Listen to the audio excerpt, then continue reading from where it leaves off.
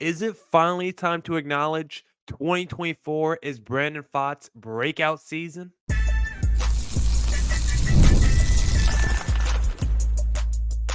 You are Locked On Diamondbacks, your daily Arizona Diamondbacks podcast, part of the Locked On Podcast Network, your team every day. Welcome into the Locked On Diamondbacks podcast, part of the Locked On Podcast Network, your team every day. Today's episode is brought to you by GameTime. Download the GameTime app, create an account, and use code LOCKEDONMLB for $20 off your first purchase. Terms apply.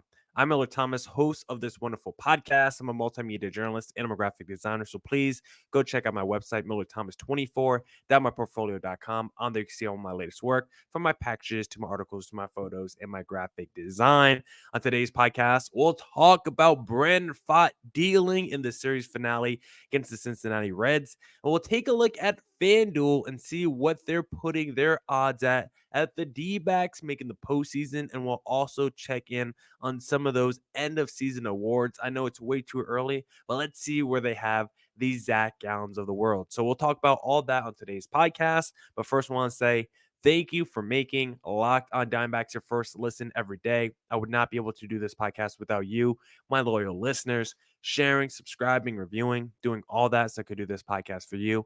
Thank you. It's free. It's available on all platforms. So please continue to tell your friends. And one of those platforms is YouTube. So please hit subscribe to Locked On Diamondbacks on YouTube. Our goal is to hit 2,000 subs by the All-Star break. So please hit subscribe to Locked On Diamondbacks on YouTube. But now let's get into the podcast and let's talk about the Dbacks series finale against the Cincinnati Reds, because I thought it was potentially going to be another frustrating game for the Dbacks because once again their offense decided to be non-existent. They only mustered 6 hits. They only mustered four opportunities with runners in scoring position. The D-backs, once again, offensively did absolutely nothing. We'll talk about their clutch hit in this game later on, but for the most part, the offense continued to be non-existent for the D-backs, which it has been for the last few weeks. Outside of their, every fifth day scoring 14 runs, this D-backs offense, as we always say, feast or famine. And once again, in this series finale, it decided to be famine because Brandon Pfaadt on the mound, we really could have used some run support because Brandon Pfaadt was dealing in this game, and he is the story of the game for the D-backs, because if Brandon Pfaadt does not pitch the way he pitches, D-backs probably lose this game because of the lack of offense once again not showing up. But Brandon Pfaadt, I think we are finally starting to see the emergence. I think it's finally fair to ask the question, is this the Brandon Pfaadt breakout? Because he had himself another fantastic start. 7 innings, 1 earned run, 2 hits, and 9 strikeouts. Pfaadt now has 5 quality starts on the season, and he just looked unhittable in this game. It was one of those starts when you go back and watch the tape. I mean, he was precision, the control, the dotting of the corners, the elite sweeper, the fastball movement, the way the sweeper is moving side to side. Like, all the 5 pitches looked absolutely pristine. We know his command has been a problem at times. We've seen Pfaadt have home run issues all of 2023. He did give up a home run in this game, but for the most part, it felt like wherever the catcher set up, Brandon Pfaadt was hitting his mark every single time in this game. And I thought him and Gabriel Moreno had a really good connection. Pfaadt was dominant against that Cincinnati Reds lineup. That sweeper, that fastball, they were both crushing against the Reds. Pfaadt was able to generate 8 whiffs on 39 swings, which is probably not even as much as you would have thought considering how much he dominated. To be honest, like I said, it was a lot of the precision control for Brandon Pfaadt, because there was a lot of times where he just had the hitter locked up. They couldn't swing the bat because the pitch was just so perfectly located. They did not think it was going to be a strike, and then it comes in right on the edge of the corner. One of the best starts I've seen for Brandon Pfaadt. And when you look at his little game log now, Pfaadt has a 4.17 ERA on the year. And if he continues, this trend of pitching this well, Pfaadt could work his way into the Cy Young conversation. You look at his second and third start of the year, really bad. He gave up 5 earned runs in his second start. He gave up 6 earned runs in his third start. But outside of those two starts, 3 earned runs or less in every other start this season. And when you think about length, 1, 2, 3, 4, 5, 6 times he's finished at least 6 innings pitched this season, and another 2 times he's pitched into at least the 6th inning. So Brandon Pfaadt this year has been able to really extend his starts for the D-backs, which has been so crucial and important because once again, this D-backs bullpen has not been good this season. So the fact that Pfaadt is giving this team length and he's giving them strikeouts and he's not allowing hits or home runs, like this is the best version of Pfaadt that we've seen so far in a D-backs uniform. And this was his second or third really elite start this season, you could say. He had that start against the Seattle Mariners where he also went 2 earned runs, 11 Ks. There's been some really great highs from Brandon Pfaadt this season. And I think if he continues on this trend, I don't think he's going to win the Cy Young or anything like that. But could he get some Cy Young votes at the end of the year if he pitches to a mid-3 ERA and continues to rack up Ks at this rate? Yeah, I think Pfaadt could get a couple of Cy Young votes at the end of the season. Lourdes Gurriel, when we talk about the offense, you can just start with Gurriel because there was not much offense in this game. But in the 8th inning, Gurriel, big double to score Corbin Carroll late in this game. You had Torey Lovello doing some Torey things, of course, because he pinch hit Randall Grichuk for Pavin Smith. In the moment, you're like, what the hell are we doing? But give Torey credit. Pavin Smith came through in that moment with a big double. He gets pinch run for Corbin Carroll. And then Lourdes Gurriel, who has been struggling big time this year, entered today's game 18 for his last 94 in his last 22 games. So a 192 average in his last 22 games. He has been absolutely awful. 0 home runs during that time. Only 4 RBIs. But Gurriel was able to come through today for the Arizona Diamondbacks and deliver the game-winning knock in the 8th inning. Good job by him. He's been struggling mightily the last few weeks. This offense needs good Gurriel back for, the cap to finally come off this offense because like we say with Corbin Carroll, it's the same. It's true for all these D-backs players, specifically the best players in the lineup, like the Gurriels of the world.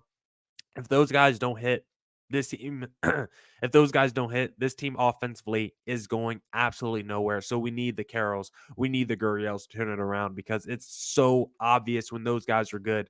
This D-backs team feels like a completely different team than what we're currently watching. The bullpen, also fantastic for the D-backs. Ryan Thompson just continues to be elite. 1 inning, 1 strikeout, ERA now 1. His ERA now in the season's a 1. 10 strikes on 11 pitches. Dominant stuff by Ryan Thompson. And then Paul Sewald, he came in for the big save. He looked absolutely elite. 1-2-3 inning for Paul Sewald on 8 pitches. D-backs able to win the series finale. They are now 500 at home this year, 21-23 on the season. And I believe, let me check the standings one more time. At the time of me recording this podcast, D-backs, let's see the wild card standings once again. At the time of us recording this podcast at 6:59 p.m. on Wednesday, the D-backs are currently tied for that 3rd wild card spot. So are things looking up? Probably not yet. Still too early to say, but at least the D-backs were able to salvage a series against the Cincinnati Reds. If you plan on buying any tickets this season and going to a D-backs game, then the best place you need to go to buy your tickets is, of course, GameTime, because GameTime is the best place for last minute ticket deals. Save up to 60% off buying last minute tickets for sports, concerts, comedy, theater, and more. They have flash deals that save you even more with exclusive in-app deals on select seats ahead of the game or event. They also have zone deals, which save you even more when you choose a section. And then you let Game Time pick the seats. They even have all in pricing that shows you what the total cost will be upfront with no surprise fees at checkout. That's why I love Game Time. It's the most reliable source, and it's the app that I use to buy all my tickets. So I highly recommend it. Download the app today. Game Time, that is. Create an account. Use code locked on MLB for $20 off your first purchase. Again, terms apply. Create an account or redeem code locked on MLB for $20 off. Download Game Time today. Last minute tickets, lowest price, guaranteed. All right. Let's get back into the Locked on Diamondbacks podcast. Let's talk about some of these FanDuel odds that have been getting updated throughout the season. And I just want to do a little taste test of what FanDuel is saying that basically what FanDuel is saying the D-backs chances are of making the postseason at this time of the year with their record, the way that they're playing right now, how FanDuel feels about the D-backs. So let's go through it. We'll talk about the World Series, playoff, awards, all of it. I want to first start with the cream of the crop, the World Series, because looking at this, D-backs definitely not one of the better teams on the current World Series odds list, and I think that's fine. The D-backs have really struggled this season. They have not been healthy at all. Has not been a good season for the D-backs. Still currently below 500. But I'm actually fine where they're currently ranked. They were 16th in terms of odds to win the World Series, and I guess I'm okay behind most of these teams that the D-backs are behind. They're behind the Brewers, they're behind Tampa. The Padres are plus 4,100. The D-backs are plus 4,900. Like, I'm fine, I guess, being behind the Padres, the Brewers, the Rays of the world. Like, the D-backs, as it currently stands, I can't say they're better than the Guardians or the Milwaukees or the San Diegos. Like, I think we're probably all in the same bucket right now. As much as I want to groan and complain about a team coming off a World Series appearance, and upgrading this offseason. The upgrades so far, the Eugenio's of the world, haven't worked out. Monty's been good. I love the Jocks. A lot of the offseason upgrades have been impactful for the D-backs for the most part. It's been the other guys. It's been the returners that just haven't been good enough. Corbin Carroll has sucked this year. Lourdes Gurriel started hot. He has sucked the last 20 games. Gabriel Moreno, not enough this year. Christian Walker, he's been hit or miss at times. It's been a lot of the returners in the lineup for the D-backs this season that has really held them back. And as we always say with the offense, if the pillars in the lineup, the Gurriels, the Carrolls, don't get better, this team is going nowhere. It can cross the World Series off your list if you're a D-backs fan. So right now, 16th in odds at plus 4,900. I'm not mad at that at all. I actually think those are pretty fair odds for the D-backs. And then after the D-backs, of course, at plus 4,900, then there is a pretty large gap to the next team, the New York Mets, who are 17th in odds at plus 6,000. And then it's another drop to the Giants at plus 7,500. So D-backs kind of on their own tier with the Rays, Brewers, Padres, even maybe throw the Blue Jays in there. Like, all of them are at the plus 4,000 mark. And then it's kind of a big jump after the D-backs to the New York Mets, and then a bigger jump in the odds to the San Francisco Giants. So D-backs firmly in like that top half in Major League Baseball of teams that we think can go to the World Series. How about we look at win totals? I think this was a really fun one entering the year because the D-backs to win 80 games was like minus 105 or something like that. Like, it was pretty close to plus money. It wasn't anything crazy. And the D-backs right now to win 80 games is minus 235. So they still think the D-backs have a very high chance to win 80 games this season. And that's probably accurate. I can't help and feel like, I don't know, maybe the odds should be like minus 115, minus 105. Like, minus 235 still says you feel pretty good about the D-backs winning 80 games this year. And I don't know how good I feel about that with the way that Corbin Carroll looks, with knowing Erod has continued to be out the whole season, and knowing Merrill Kelly potentially might not be back until the All-Star break. Like, minus 235 for the D-backs to win 80 games. I think that should actually be a little bit closer to plus money because I don't know if that's a slam dunk anymore, as I would have said at the beginning of the year. Entering 2024, I would have told you D-backs to win 80 games, put that at plus 115 or something. Or excuse me, not plus 115. Put that at minus 350 or something. I would have smashed anything for the D-backs. To win 80 games. Like I think that would have been an easy money call. Like the return on the investment on that, the ROI would not have been worth it if it was at minus 300 or something. So for the D-backs, the minus 235 feels still a little bit crazy with how they played this year. So I'm actually a little bit surprised to see the D-backs there. And actually, one of the funny things is when you look at these FanDuel odds, like even though the D-backs are behind the Padres for World Series odds, they're ahead of them in terms of just teams being able to win 80 games. D-backs are minus 235, Padres minus 215. So they think the Padres are more likely to go to the World Series, but D-backs are more likely to win 80 games. Doesn't really make much sense, but FanDuel, we love you and we're not going to say anything about it.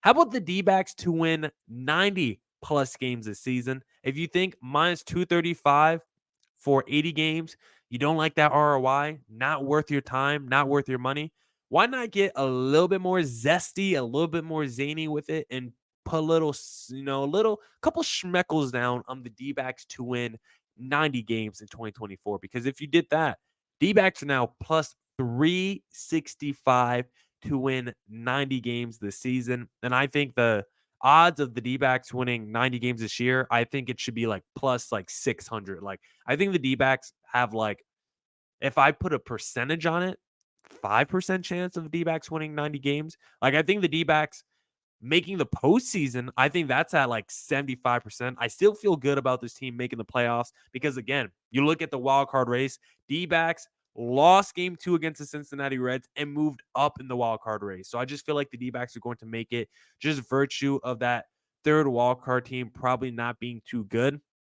But if you're asking me, can the D-backs win 90 games? I think those chances are super duper low. And I would actually have the D-backs who win 90 games at like plus 500 or something. I think plus 365 is also not worth my money. So if you're asking me, should you put money down on the D-backs who win 80 games or put money down on the D-backs who win 90 games? I would say neither, but I would do the 80 just because you would probably win that bet and actually see a return on your investment. If you did 90, you would probably just lose your money there. So for the D-backs, shocked with how the odds are playing out with them to win the World Series. Well, that one I'm not shocked with. I'm a little bit more shocked with the odds on them to win 90 games or 80 games. But I do think it doesn't make a lot of sense for FanDuel to say D-backs have worse odds than the Padres to make it to the World Series, but we think the D-backs are also more likely than the Padres to win 80 games or even 90 games because the Padres are plus 390 to win 90 games in 2024. So FanDuel, we love you, but sometimes the math just ain't mathing.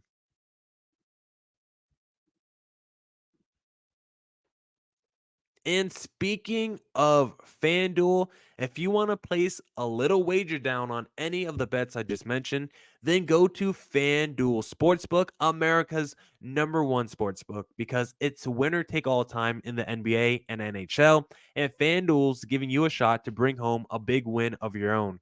Right now, new customers get $150 of bonus bets with any winning $5 bet. That's $150 to bet on spreads, money lines, player props, and more. Visit fanduel.com/lockedon and make every playoff shot count. FanDuel, America's number one sportsbook.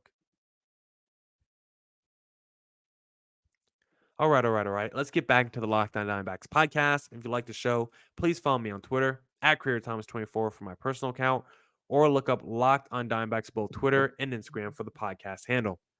But now let's get back to the podcast. Oh, and also follow my personal IG, Millard.Thomas123. Be going to games all the time. Check me out on there as well.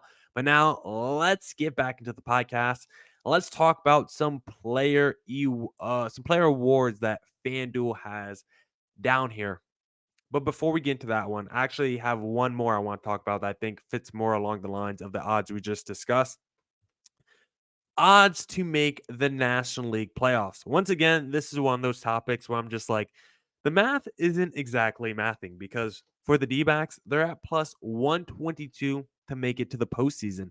But then you look at the Padres, plus 158. So the D-backs are more likely than the Padres to make it to the playoffs, to win 80 games, to win 90 games, to basically do everything better than the Padres in the regular season. But I guess once we get to the postseason, they think the Padres, even though the D-backs made it to the World Series last year, they think the Padres are better built for the postseason. I don't know why. I guess that's why they have better World Series odds. But for the D-backs to make it to the NL playoffs, they're at plus 122 right now. And the interesting thing is when looking at these, they took the Braves already off. They think that's a lock. They took the Dodgers off already. They have the Phillies at minus 4,500.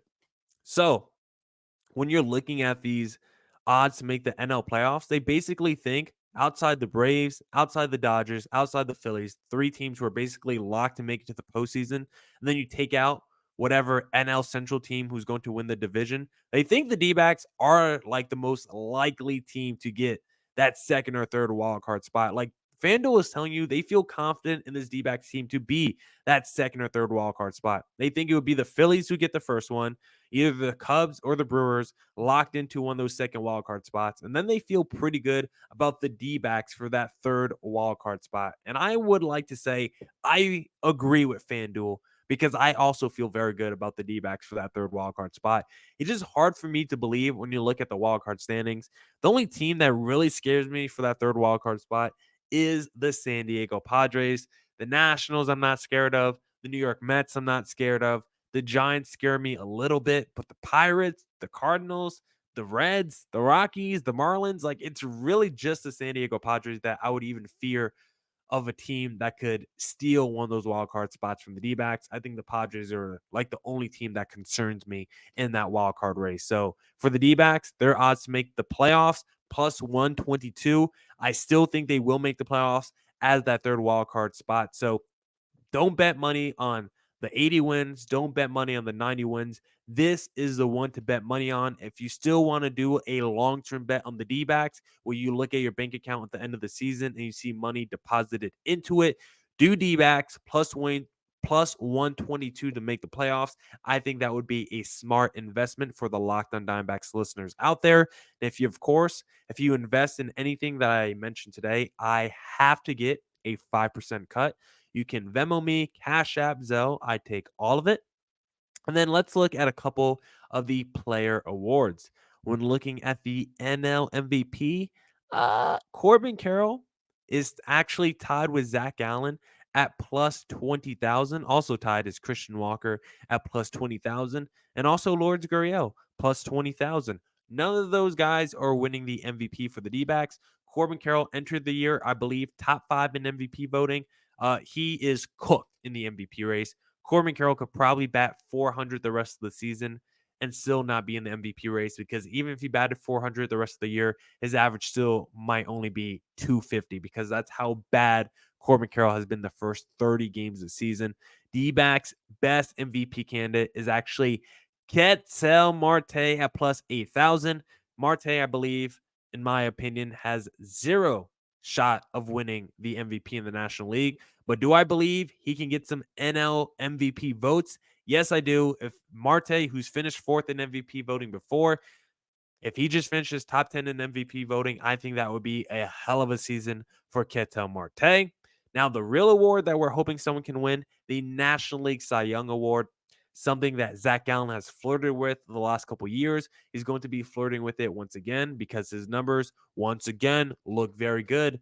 Biggest issue for Zach Gallen, he doesn't have the length on his starts that a Brandon Pfaadt does this year. If you're kind of surprised by that little anecdote, because you look at the starts for Zach Gallen, 5 innings, 6 innings, 5 innings, 6 innings, 5 innings, 5 innings, 6 innings, 6 innings.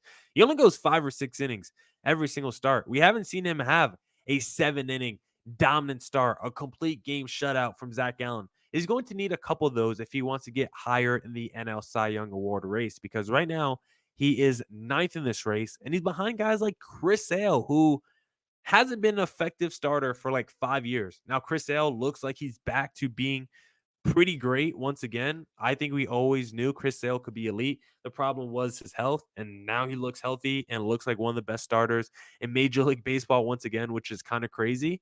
Um, very happy for that guy. Once again, grew up a Red Sox fan, love Chris Sale. And he is currently ahead of Zach Gallen, which is kind of crazy. I don't think that will hold. Ranger Suarez, who's been elite this year, fourth in Cy Young voting. He's plus 750. Gallen at plus 2,500. He has to do some work, but I do think Gallen is in the mix for the NL Cy Young race. And then the guy from the D-backs that's kind of interesting that you want to keep an eye on, Brandon Pfaadt, plus 15,000. Pretty low on this list, even behind guys like Luis Severino, if you could believe that. But just keep an eye out for a little just keep an eye out for a little Brandon Pfaadt on the NL Cy Young award race. I don't think he'll win it, but if he can at least garner some votes by the end of the season, that will be a hell of a year for Brandon Pfaadt. NL Rookie of the Year, D-backs won't have any winners, but Blaze Alexander, he's getting some love, plus 10,000. He's not going to win it with all the yanking around that he's currently getting in the D-backs lineup, but do love the fact that he's finally getting some odds on the FanDuel page because he wasn't earlier in the season. And then finally, your regular season stolen base leader for 2024, Ella De La Cruz, is minus 490. He seems to be running away with it. He already has, I think, 26 stolen bases. Corbin Carroll plus 3,500. He has a less stolen bases than Shohei Ohtani. Corbin Carroll could have led the league in stolen bases. The problem is he just doesn't get on base anymore and has been a problem for the Arizona Diamondbacks, and it's the reason why he won't win the stolen base crown this season. So the D-backs, a lot of different odds. FanDuel is telling you D-backs are plus money to make it to the postseason, meaning it's kind of a coin flip right now. So if you're going to take a D-backs bet on something that I said today, D-backs plus 122 to make the NL postseason, I think you should go smash that right now. Now, that's it for this edition of the Locked On Diamondbacks podcast. Come back tomorrow for more Diamondbacks news coverage and insight. We'll preview the series against the Detroit Tigers and talk about the hottest and coldest hitters in the D-backs lineup right now. And as always, stay safe, stay healthy. Deuces.